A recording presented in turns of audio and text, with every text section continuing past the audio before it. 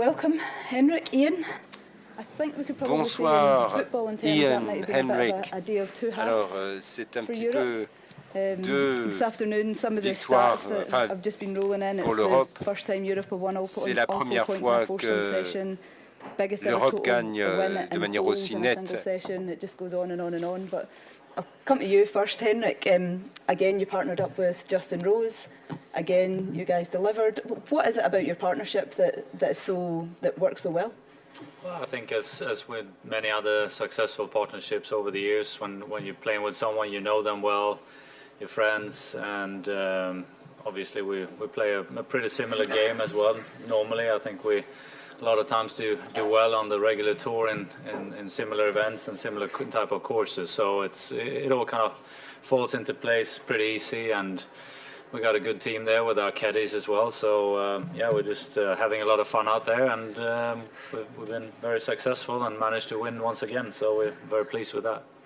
And Ian, you were in the second match out there with Rory. The matches around you, the sort of the holes were racking up. How aware are you when you're out there of the board going blue around you, or are you just sort of focused on your match? Well, we didn't get off to the best of start, so it was red from our portion there for a few holes, but we could see it was blue everywhere else, and that's encouraging, and it's motivating to obviously turn your match around, and obviously, you know, when you see that and you see the guys get up and quite a few holes up.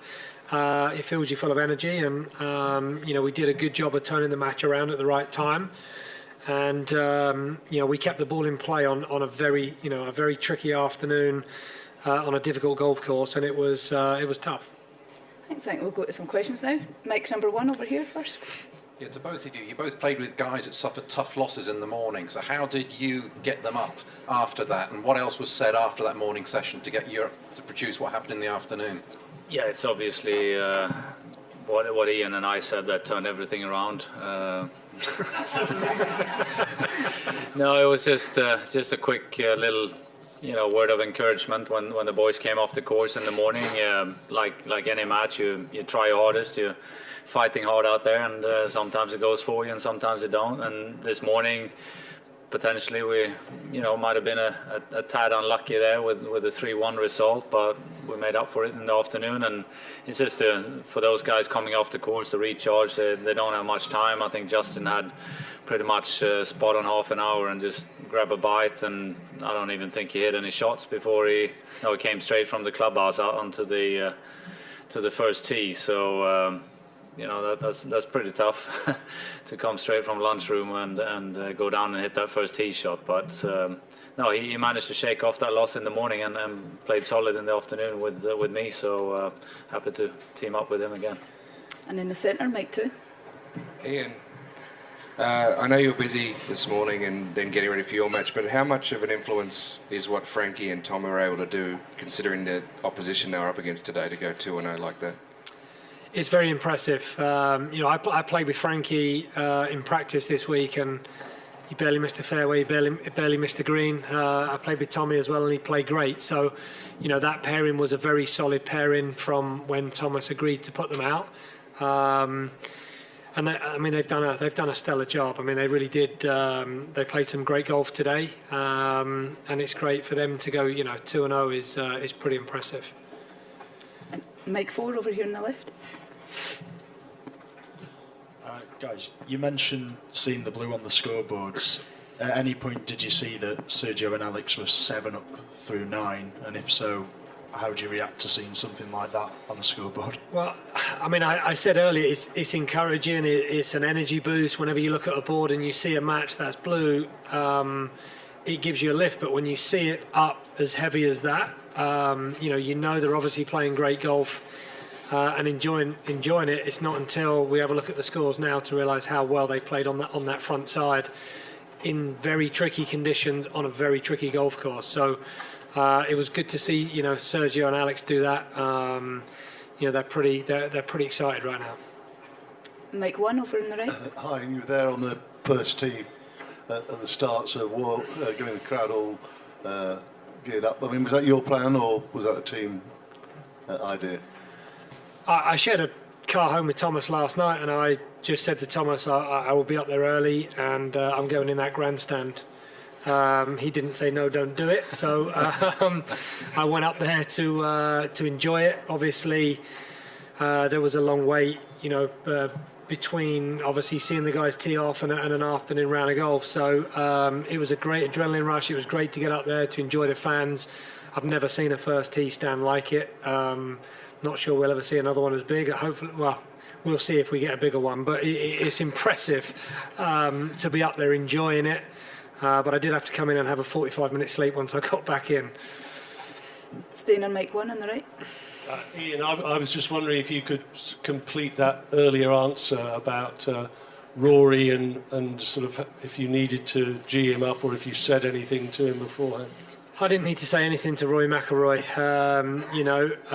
Rory's Rory. I think, he would have been frustrated enough this morning, with that loss. I didn't need to G him up at all. I think just getting out on the golf course to get straight back at it was good for him.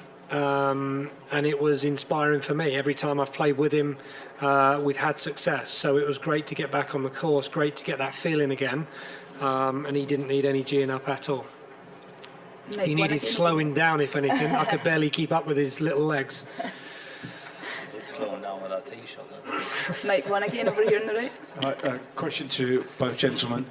How much psychological damage will a whitewash this afternoon have done to the Americans, you think, from the position they were in, and also the psychological damage that Tiger Woods was unable to play this afternoon because of his back problems?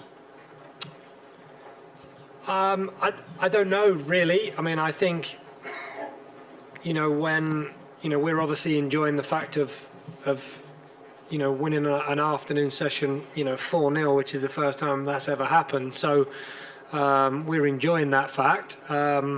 What that does to the American team, I'm not really sure. I think, they will be trying to work out how that happened and why that happened and how the pairings were put out the way they were put out because of that.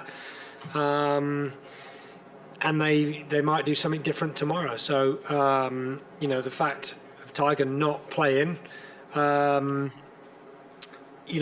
they played everybody like we played everybody. So, they got everyone on the golf course and so did we. So,